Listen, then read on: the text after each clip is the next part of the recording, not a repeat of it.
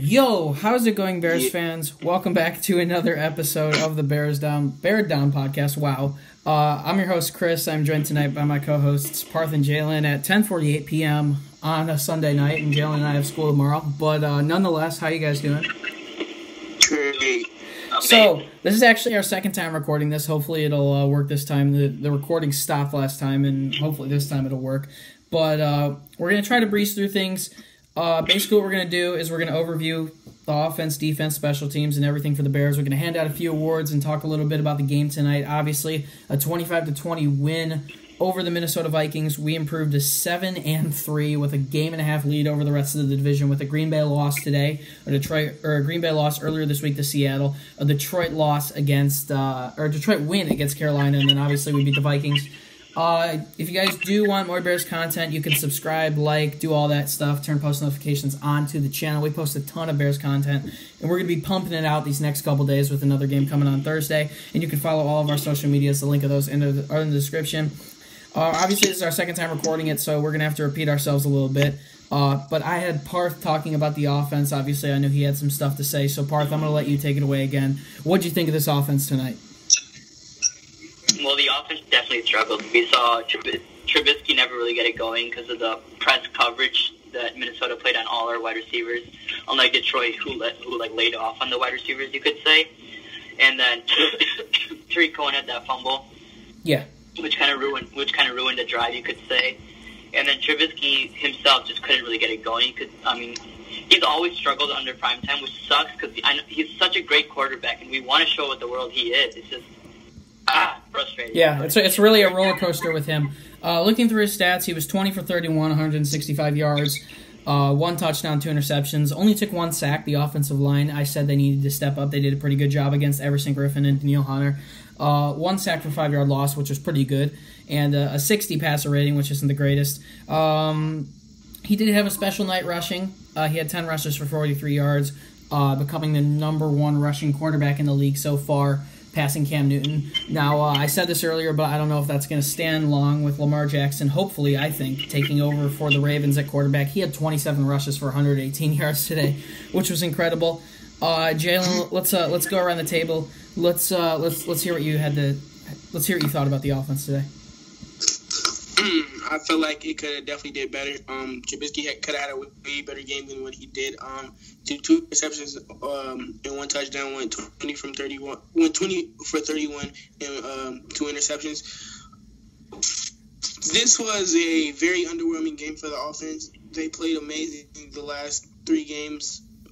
Maybe except for the Bills game, but the last couple of games. And I kind of knew coming into this game that we weren't going to do what we did against the Lions to the Vikings because the Vikings have a way better defense. But I feel like they could have did better all around. Now, score-wise, we did put up 25 points, which is crazy. Points. Dude, it's just crazy, if I can pipe in for a second, to see when Trubisky's playing bad. I think we can all agree that Trubisky was well below what we thought his average would be tonight. He was not too incredible, and we still not only scored 25 points. I feel like that would be tough for us to do in the John Fox era. But this defense also carried us, and we put up a good amount of points with 3 turnovers. Imagine if we didn't turn the ball over 3 times, turn that into 3 touchdowns. Even 3 field goals were above 30 points. Looking at the receiving stats for a second, Taylor Gabriel was our number 1 receiver tonight. 7 receptions for 52 yards on Trey Waynes tonight. He was pretty good. Allen Robinson also had a pretty good game. 3 receptions, 39 yards. It's always tough working on Xavier Rhodes. And finally, let's look here. Anthony Miller had an okay game. He had a touchdown. He stepped up when he needed to. That was big. And, that'll pretty much do it for the offensive stats. Personally, when I think about it, just the turnovers next week that can't really happen. Detroit's a pretty good team. Darius Slay is going to be back. So we just got to keep it in check as far as the turnovers go. Jaylen, talk to me a little bit about what you thought of this defense tonight. I think the defense played how the defense been playing the last 10 weeks. It played amazing.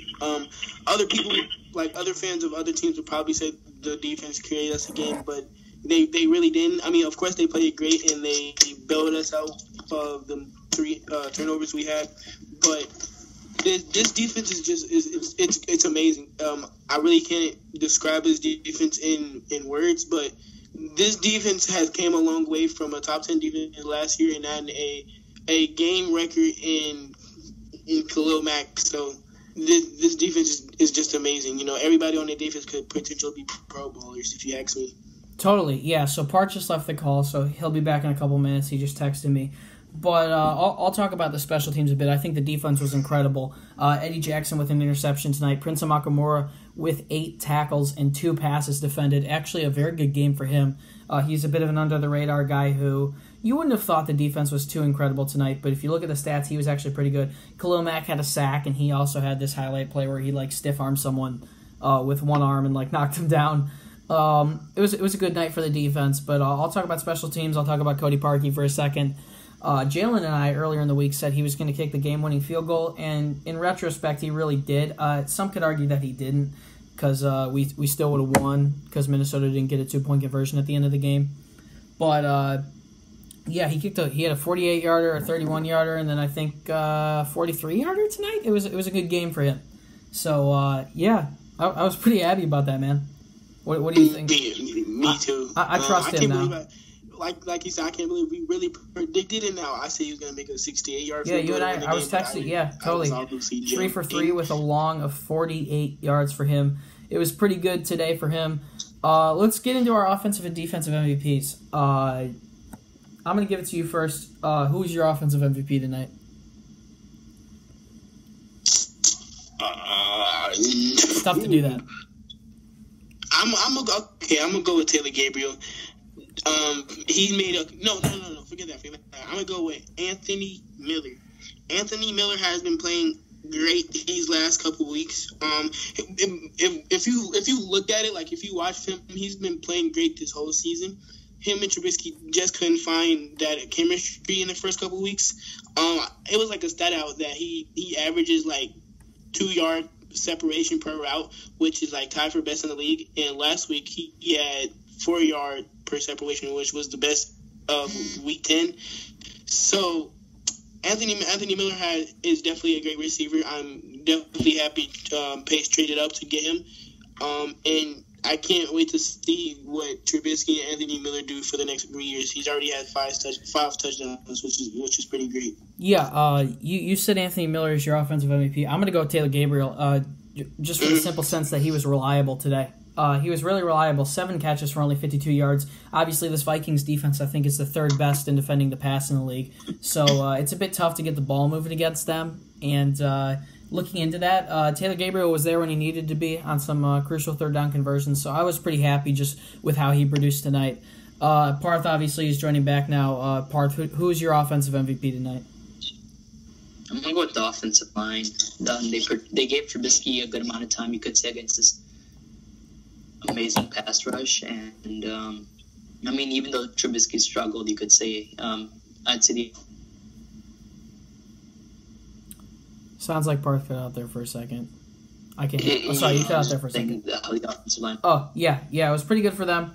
Let's go into defensive MVPs. There are probably a good bit of awards that could be handed out tonight. Let's go in reverse order. Parth, I'm going to start with you. Who's your defensive MVP tonight? Do you keep cutting out? Or is that just me? Yeah, I can't hear him either. Yeah, I'm gonna go with I'm gonna go first then. I'm gonna say the combination between Amos and Eddie Jackson. 2 interceptions on Kirk Cousins tonight. Eddie Jackson actually brought one of them back for a touchdown. So my defensive MVP is going to be to these safeties. They performed really well tonight. The cornerbacks, I would say, were okay, other than Prince Amukamara. Obviously, we talked about him earlier, having 8 tackles and 2 passes defended. But Eddie Jackson and Amos were rock solid tonight, and I'm as happy as I can be about that. So, Parth, you're kind of lagging in and out here, but I'm going to try to go to you. All right. I'm going to go with Khalil Mack. Yeah. That forced fumble in the red zone, they were the first possession, they kind of ruined it. That really turned the tide of the game, I would say. Yes, especially. And that one, you saw him taking his left hand, his non-dominant hand, and pushing a 320-pound O-lineman over. Yeah. That's just crazy. Totally. And he pressured Kirk Cousins a lot, which got Kirk to throw some terrible throws. I mean, even though Trubisky played terrible, Kirk played even worse than Trubisky. So you can't get it was just, you could say, not a good day for both quarterbacks. Under quarterback friendly. Totally. Jaylen, who's your defensive MVP tonight?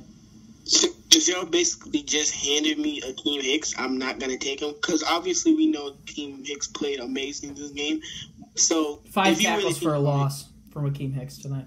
If you really think about it, defense and special teams is basically the same thing. Like, special teams is considered defense. I don't know how, though. So I'm going to go with Cody Parkey. Hitting the upright 4 times. Like, how do you hit the post 4 times? It's crazy. But, so I'm gonna go with Cody Parkey. He went 3 for 3 on his field goals, and he didn't miss an extra point. So I'm gonna go with him for MVP, defensive MVP with quotation marks around it. He had a bad game last game, and we all know that. So I'm just great. He bounced back and got the game-winning field goal, quotation marks again. Yeah. Let's talk about the deciding factor in this game. Obviously, we knew it was going to be a close game, but Jaylen, I'm going to hand it to you. What do you think the deciding factor was for the Bears to win this one? The defense. The defense played, like I said earlier, the defense played great, and you can't describe in words how good this defense is. This defense shut down Kirk Cousins, even though Adam Thielen and Diggs had Diggs had over 100 yards and a touchdown. We still didn't let him come out until the fourth quarter when we were letting them drive, so we can waste as much clock as possible. So I'm gonna go with them for the deciding factor, them causing 3 turnovers and having and scoring on a pick 6. Yeah. Call me crazy, but this might literally be the deciding factor was the Bears actually converting on 2 2-point conversions. If you look at how the game turned out, it came down to the Vikings having to go for 2 and then trying to go for an onside kick and hopefully a Hail Mary to try to actually win it. But if the Bears don't get both of those 2-point conversions, they're up 1 and the Vikings tie it to put it into probably what would have been overtime, and God knows what would have happened there with how the offense was playing in the second half. So I'm actually going to say the deciding factor was, I wouldn't say it's not trusting Parkey, because I was reading throughout the game that the Bears kept seeing holes in the defense when they were scoring and exploiting those holes on the 2-point conversions when they were going for it. It was a bit of an interesting strategy, but it definitely paid off. It got us 4 extra points, and it got us up 5 at the end of that game. So I'm going to say that's the deciding factor.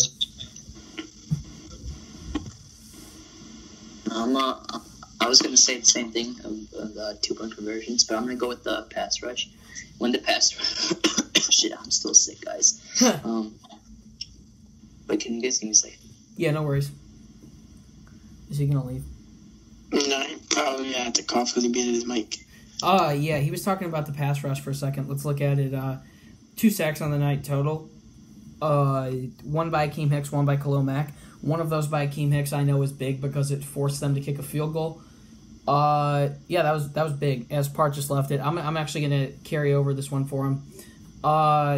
Yeah, I would say the defense making stops was huge. In the red zone, we held them to 2 field goals, and if those were touchdowns, we might not have been in that game. So that was just big overall. I would say that was also a pretty big deciding factor.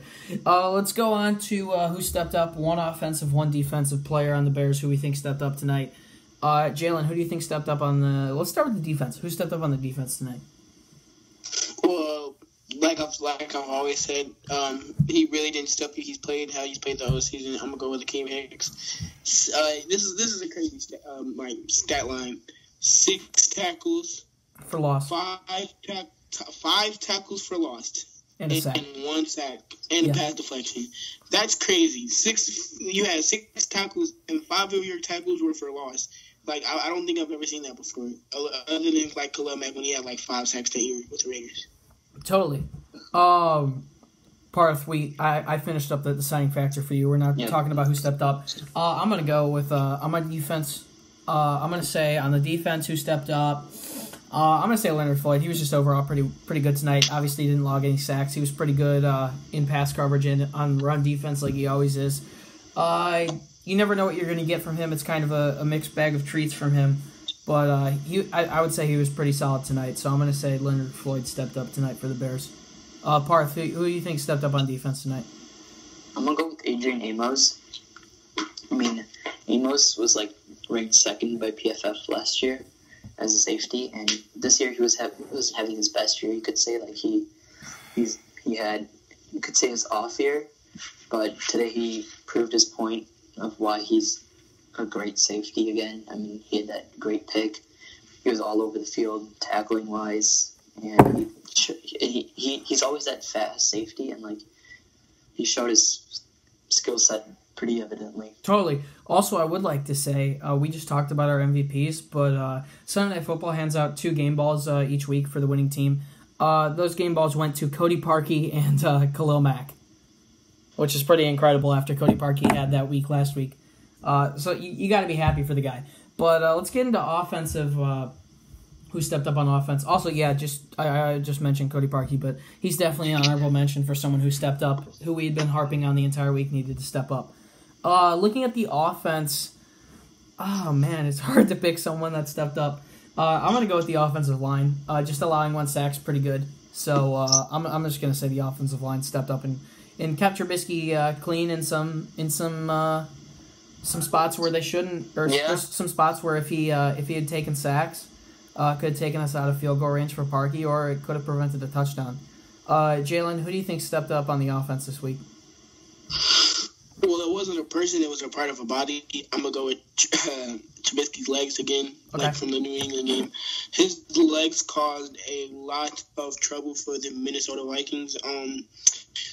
I forgot what play it was, but he had got a run, and then at the end of the run, he gave himself up and got a late hit by Harrison Smith, which put us in field goal range. So that was a thing that stepped up in the game to basically seal it for Cody Parkey. Totally. Parth, I saw you just join back to the call for like the 10th time. Who do you think stepped up on offense this week? That's tough. Yeah, I know. We know. Yikes. I'm gonna go with Jordan Howard. You know, he had those like big runs in the first and second quarter where he got those like 5 yards a carry. Okay. Which like was definitely helping the Bears move the ball forward, which led to a field goal and a touchdown. Totally. Yeah, he got us into field goal range on that last drive for Parkey to win it. Let's each go around and say one thing we think the Bears need to work on moving into next week. I'll go first. The Bears hadn't been turning the ball over until this game, really, maybe 1 per game. Turnovers obviously are bad, no matter what week they're in. But I didn't really see this big turnover performance coming. I would say 2 of the turnovers were pretty bad. The fumble by Cohen and the first interception by Trubisky. I bet one of those could have been prevented, which was the second interception by Trubisky where Robinson didn't turn around on his route. Either way, Trubisky was a bit risky into some coverages tonight. So just holding on to the ball, especially on a short week, we can't manage to turn the ball over against the team in Detroit, who obviously, we beat them pretty soundly last week, but Kenny Galladay had a really good game today, and you can never take division opponents lightly. I said that earlier, but just keeping the ball, just doing our best not to turn it over. Trubisky also made some pretty risky throws throughout the second half, so just holding on to the ball is going to be big for next week. Yeah, I'm gonna go right here. I've been saying this the whole season, and something we need to work on is consistency. Our defense cannot play good, and then our offense plays like straight garbage. That's not how you win games. You win games by all 3 phases of the game playing exceptionally well. That's how you become a Super Bowl winning team. Now, I don't like to compare teams, but look at the Saints or the Rams. Or even the Chiefs. They have great offenses, and their defenses are good enough to stop the other team from scoring, and that's how they win games, especially how big they do. Now, all those 3 teams I named are Super Bowl contenders, and if we can stay consistent like they are, then we could be in that group of Super Bowl contenders. Totally. Parth, to close it off, what do you think the Bears got to improve on a short week? I'm going to say, getting Trubisky going again. These type of games kind of hurt a young quarterback, in my opinion. So totally, and he's back on primetime, man. He's got another opportunity. I would say after this week. I mean, I've been saying the entire week it's time for him to have a big game. It's time for him to have a big game. He didn't do that tonight. And Bears fans, I wouldn't say they know that he's a great quarterback. I know you said that earlier. I'm quoting you, Parth. You said we know how great he is. We know how great he can be, but whether you like it or not, he's inconsistent. So I actually really agree with that. Just keeping him under check, especially in another primetime game where he can prove to the country, everyone eating their turkey at the table for their morning brunch, he can prove to them how good he can be. He's got to bounce back from this one. Yeah. Totally. Well, I think that's going to pretty much do it for this episode of the Bear Down podcast. The face cam actually cut out in the middle of this episode, so you guys are probably just seeing a black screen or something. But if you guys did enjoy this episode, do us a favor, smash a like on it, subscribe to the channel, turn on post notifications for all of our Bears content coming up soon. You can find all of our fan pages on Instagram. Those are all in the description. And you can follow the podcast on social media, on Instagram and Twitter at Bear Down. We got a ton of stuff coming out for you guys soon. Obviously, we're on a short week. We've got Detroit in like 4 days. So, yeah, that'll pretty much do it for this one, guys. And we'll see you in the next episode. Bear Down Chicago. We are 7-3. We are 1.5 games over the Vikings with a huge game coming up to get some more momentum rolling into the latter stretch of the season. So that's pretty much going to do it, guys. We'll see you in the next episode. Peace. Peace.